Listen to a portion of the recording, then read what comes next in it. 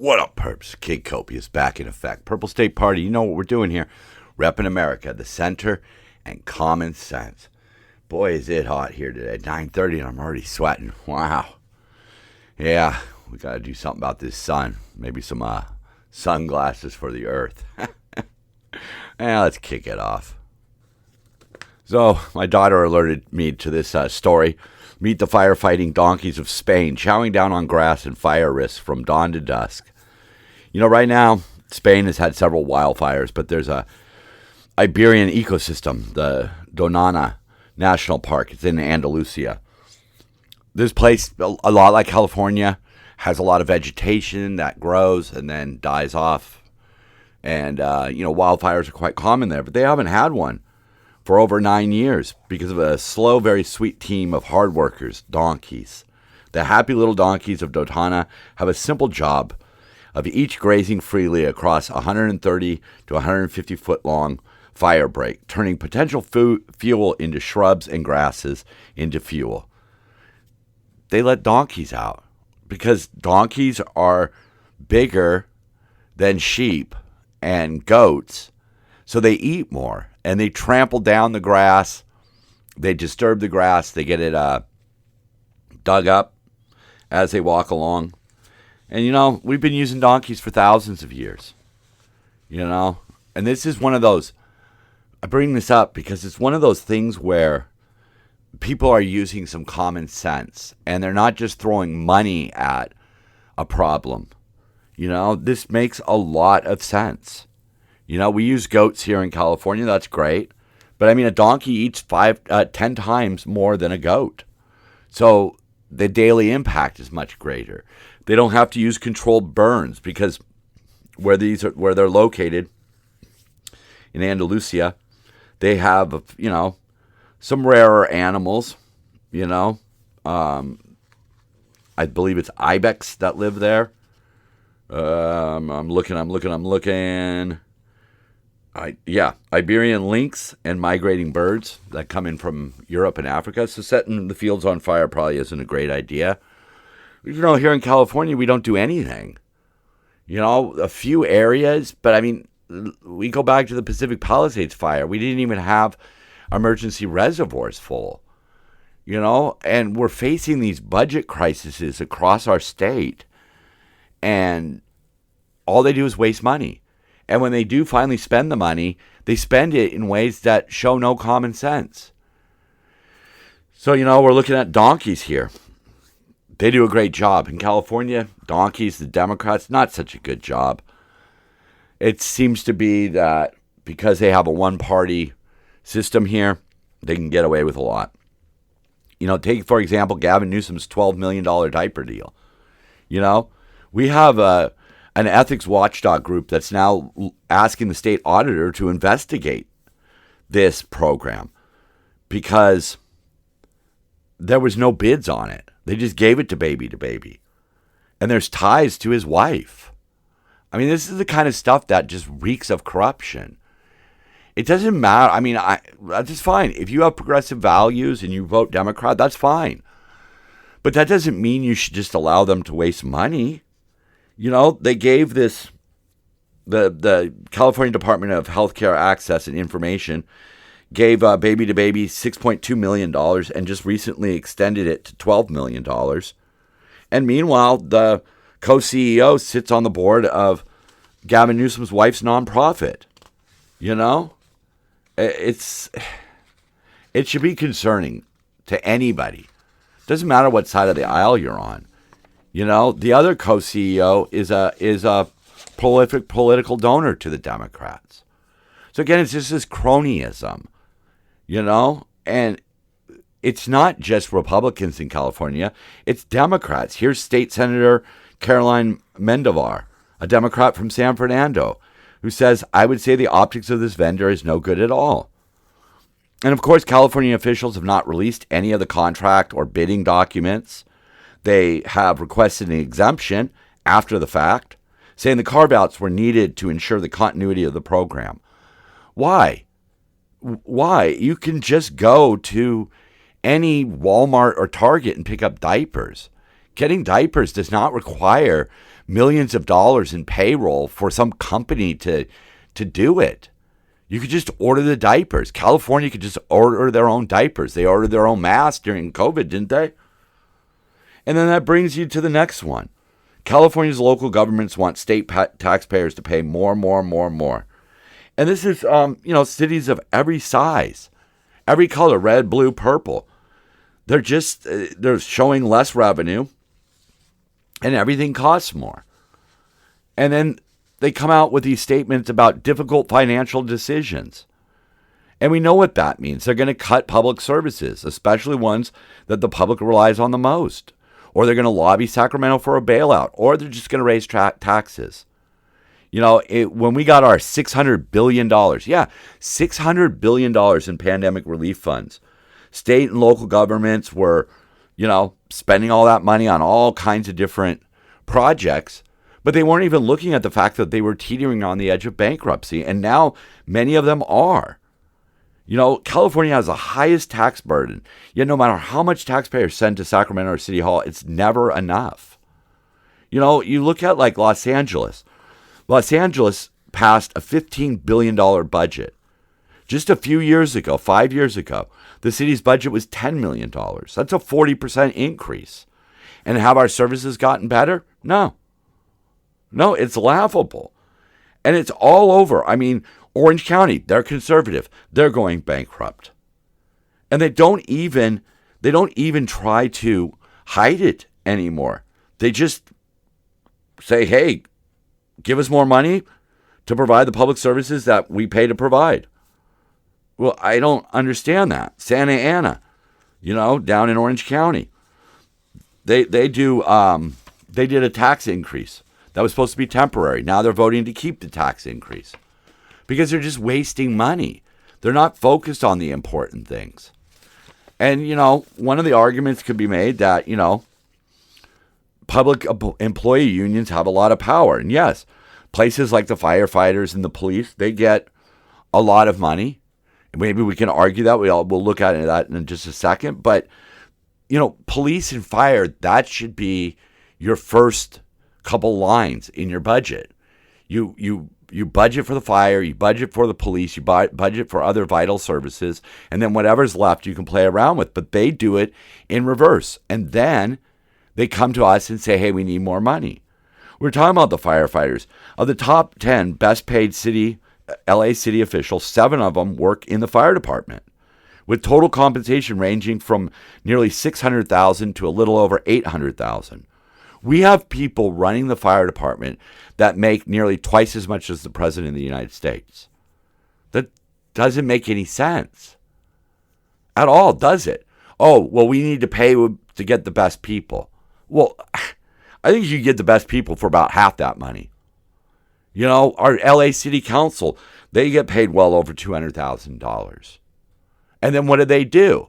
They allow our parks to be overrun by the homeless? See, this is the crux of purple. If you are dissatisfied with the way the Democrats in California are handling things and you don't trust the Republicans, then a third choice has to be there. Has to be there. We were talking about the LA City Council, right? Furious, LA bigwigs suddenly delays stripping hundreds of millions of your cash from failing agency. LA leaders blew past their own July 1st deadline to take control of hundreds of millions of taxpayer dollars being managed by the scandal-plagued LA Homeless Service Authority. This is ridiculous. This is absolutely ridiculous. The federal government already suspended nearly $200 million in federal homelessness funding, while Homeland Urban Development inspectors investigate allegations of financial mismanagement, conflicts of interest, and poor contract oversight. Federal officials say that the LA HSA failed to verify nearly 2,300 housing sites that they were supposed to oversee. They found that roughly 70% of the contracts tied to those sites showed no reported spending during the previous year. Another city audit found about $500 million budgeted for homeless programs that went unspent. But yet, even though that money went unspent, LA City Council approved another $358 million for this agency, a 5% increase. You didn't spend the money. You know, in business, at the end of the fiscal year, people rush around to spend the money that they have left in their budget. Because if you don't, then your budget gets cut. We've all seen it. We saw it. It was on an episode of Office where they had a debate between getting new chairs and new printers, but not in government. In government, you just keep the money and say, give me more and more and more. How is it that they have money in the bank that they didn't spend, and now they're getting 5% more than they did the year before? This is ridiculous. You know, we have this ramen chick who's running for mayor, right? And at this point, her committee meetings for the Homeless and Housing Committee, over a 5-week stretch, every meeting was canceled. Just 3 out of the promised 2,000 apartments have been used to relocate the homeless in her Ramen's failed $60 million project. Yeah. $60 million, and nothing's been done. Another $400 million, another $4 million was secured by Ramen to address dangerous encampments along the 19-mile stretch of the LA River. 2 years later, the money's not even spent. Well, why is the money not spent? Well, because they want to be cautious about how the money's spent? No. Because they want this giant honeypot that they could dip into, maybe skim off some of the interest. Maybe they're giving it in donations to people who raise awareness, but they're not spending it on what they were supposed to spend it on. And that's these people who are squatting all across our land, wreaking chaos. Look at here. This is at Pacifica by San Francisco. Squatters at beloved California Beach spark surfer revolt to ban parking. Here in California, we do everything in the name of environment, right? But meanwhile, you've got people dumping human waste into the sewers and into the parking lots at this beach. One of the people who raised a petition says, our beloved beach is currently facing a severe public health, environmental, and access crisis that local government officials are ignoring. They're ignoring it. They're not doing anything about it. What astounds me is that supporters of these people don't raise up in arms. What is it going to take to move the needle in a place like California?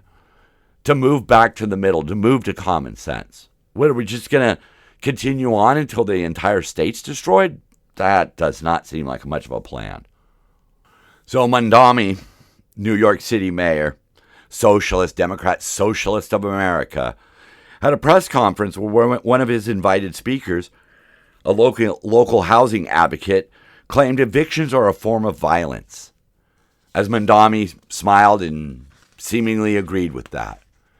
And see, that's the problem. Again, activists. Activists just want to scream and yell. They don't want to come up with a plan.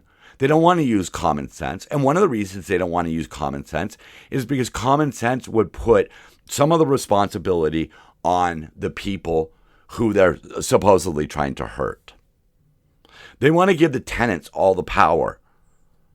They want these tenants to be able to live in these apartments for free. But meanwhile, the landlord has to make repairs. The landlord has to pay insurance. The landlord has to pay the mortgage.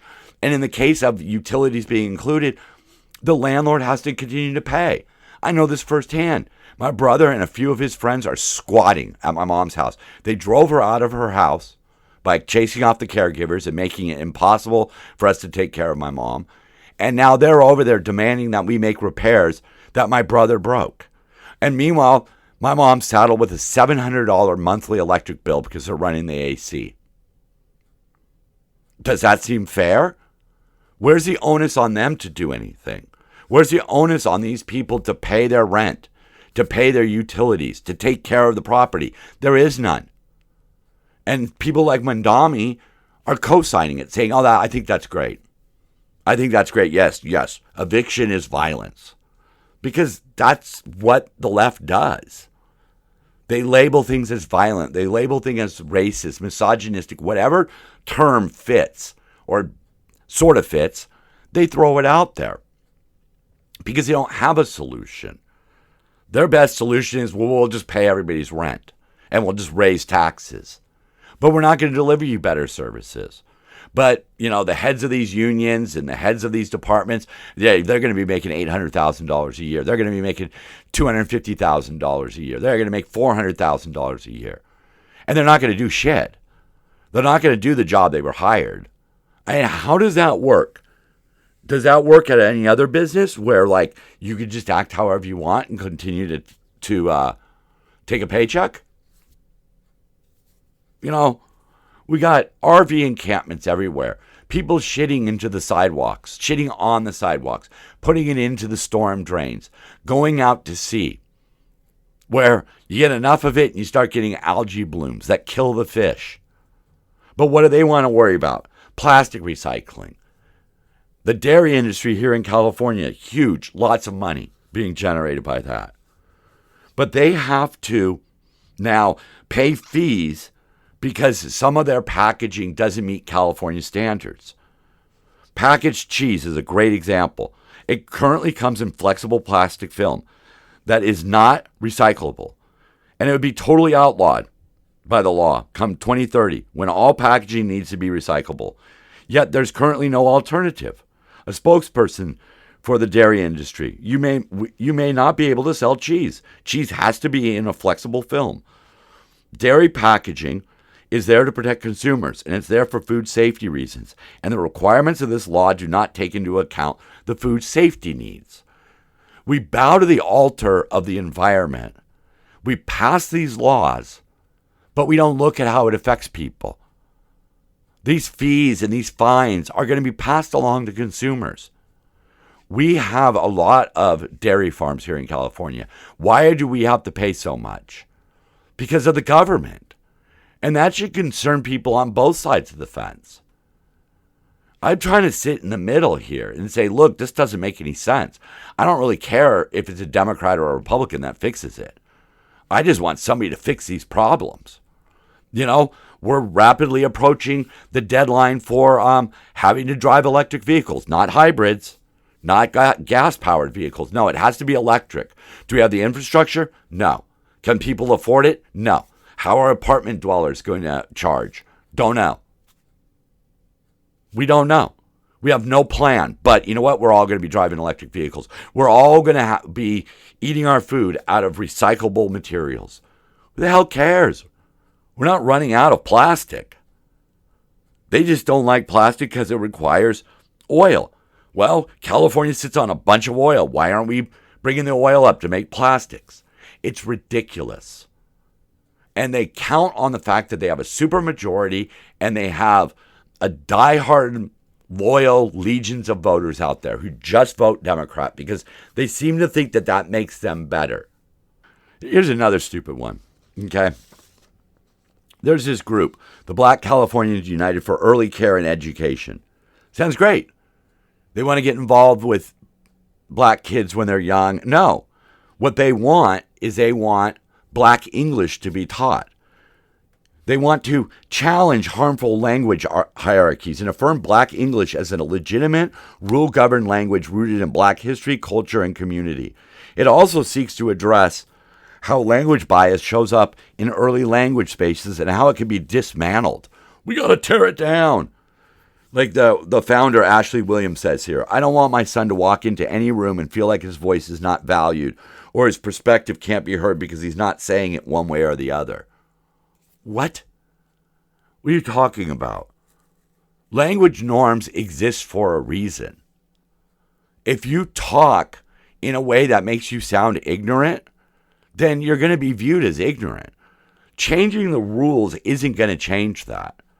I mean, because where do we start? Where do we stop? Should we also teach broken English from Asian speakers, Chinese speakers, Japanese speakers, Spanish speakers? Where do we draw the line?